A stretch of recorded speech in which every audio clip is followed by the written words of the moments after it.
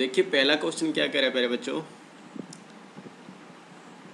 Question में आपसे बोला जा रहा है कि एक आयत की लंबाई 25% से बढ़ जाती है तो उसकी चौड़ाई कितने प्रतिशत कम की जाए कि उसका क्षेत्रफल में कोई बदलाव ना आए। तरीका अलग होगा, अंदाज अलग होगा, बहुत ही ज़बरदस्त तरीका होगा विदाउट पेन एंड पेपर वाला। देखिए 25% बढ़ाई गई है, चाहे बढ़ाई गई उससे घटाई गई उससे नहीं घबराना है। सबसे पहला काम करना 25% की फ्रैक्शन बनानी है। ये बढ़ाई गई है तो इसकी फ्रैक्शन +1/4 हो जाएगी, ये कम होती तो माइनस में लेते। ठीक है, तो अब देखिए लंबाई अगर बड़ी है तो चौड़ाई कम होगी क्योंकि एरिया सेम रखना है, ऑब्वियस सी बात है। तो प्लस से माइनस में जाना पड़ेगा, दूसरी चीज़ कम होगी तो माइनस में। अगर प्लस से माइनस में जाते हैं, डाउन द ऑर्डर जाते हैं, तो डायरेक्ट उससे नीचे वाला लिख दीजिए। या मैं साफ शब्दों में बोलना चाहूँ तो उससे नेक्स्ट टेबल में जो आता है वो लिख दीजिए, या उससे नीचे वाला बोलूँ देसी भाषा में तो 1/5। और 1/5 की प्रतिशत फॉर्म क्या होती है? 20%। यही इसका करेक्ट आंसर होगा। अभी धीरे धीरे इसके ऊपर बहुत सारे एग्जाम्पल करेंगे। ये कंसेप्ट बिल्कुल आपके माइंड के अंदर सेट हो जाएगा। जब तक आपके माइंड में ये कंसेप्ट घुस नहीं जाएगा तब तक आपका पीछा नहीं छोड़ेंगे। तो देखिए नेक्स्ट क्वेश्चन। अब की बार क्वेश्चन क्या कह रहा है, एक आयत की लंबाई अब की बार 20% कम हो जाती है तो उसकी चौड़ाई कितने प्रतिशत अधिक की जाए ताकि इसके क्षेत्रफल में कोई बदलाव ना आए। प्रतिशत देखिए, मन में लड्डू फूटा, उसकी फ्रैक्शन बनाइए। 20% की फ्रैक्शन 1/5। बट अब की बार कम हो रही है तो माइनस।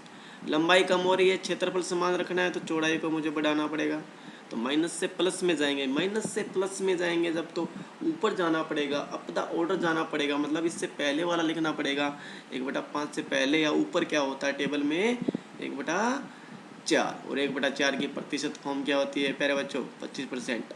क्योंकि आंसर तो प्रतिशत में देना है ना, तो option number C is the correct choice.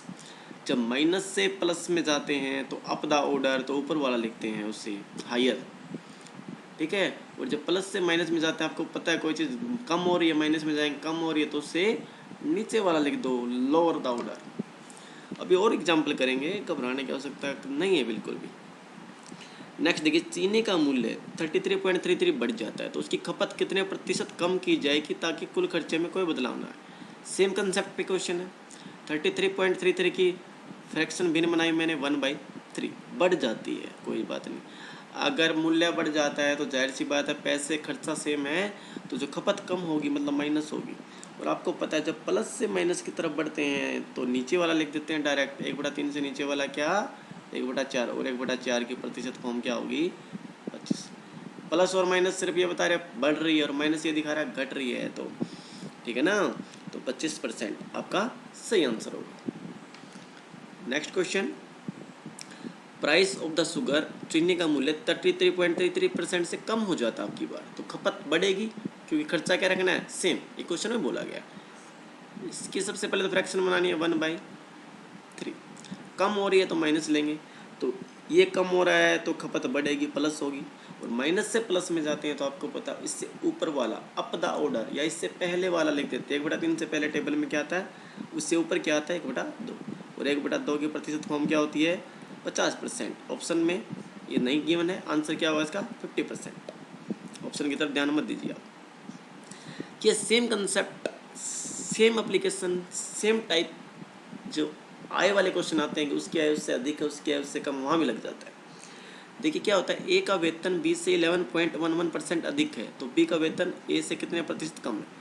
सबसे पहले तो एक बात जान लीजिए, जो 1/9 होता है फ्रैक्शन उसकी प्रतिशत फॉर्म होती है बच्चे 11.11, और जो 1/11 होता है बच्चे उसकी प्रतिशत फॉर्म होती है 9.09। एक दूसरे के विपरीत होते हैं। 9 वाले में 11 बार बार रिपीट करता है और 11 वाले में 9 बार बार रिपीट करता है।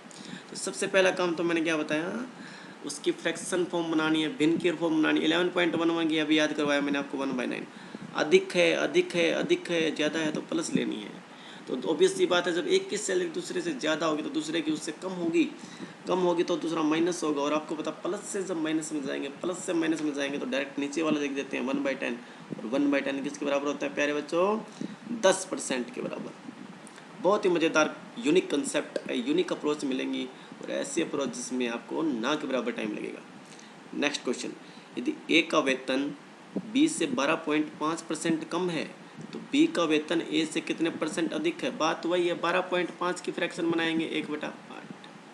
क्या कह रहा है? कम है तो माइनस है, तो दूसरा जाहिर सी बात है ज़्यादा होगा, ज़्यादा होगा। और जब माइनस से प्लस में जाएंगे तो ऊपर वाला लिखते हैं अप द ऑर्डर 1/8 से ऊपर वाला पहले वाला 1/7। अब 1/7 की प्रतिशत फॉर्म याद करनी है। ऑप्शन की तरफ निगाह मत मारो, ऑप्शन में टाइपिंग एरर है। 1/7 की प्रतिशत फॉर्म याद करनी है आपको, तो यहीं याद करवा देते हैं। 7 दूनी 14 और 14 दूनी 28, 14.28। 7 का डबल 14 और 14 का डबल 28। एक क्वेश्चन और देख लेते हैं आपकी कंसेप्ट क्लैरिटी के लिए। बिल्कुल, एक सिनेमा घर के टिकटों की बिक्री 10% कम हो जाती है, तो टिकटों की कीमत कितने प्रतिशत बढ़ाई जाए ताकि कुल कमाई में कोई बदलाव नहीं हो। अब देखिए, जब बिक्री कम होगी और मुझे उतने ही रुपए कमाने हैं, जाहिर सी बात है तो कीमत बढ़ानी पड़ेगी प्रति टिकट की। तो बात घबराना नहीं है, फिर सेम कंसेप्ट 10% कम हो जाती है तो क्या दिक्कत है, 1/10। लेकिन ये कम हुई है, दूसरी बढ़ेगी प्यारे बच्चों। बढ़ेगी तो मतलब अप द ऑर्डर ऊपर जाना पड़ेगा, माइनस से प्लस में जाना है तो ऊपर जाना है, ठीक है। तो 1/10 से ऊपर क्या होता है टेबल में, 1/9। आंसर क्या होगा, 11.11%। Option number C is your correct choice.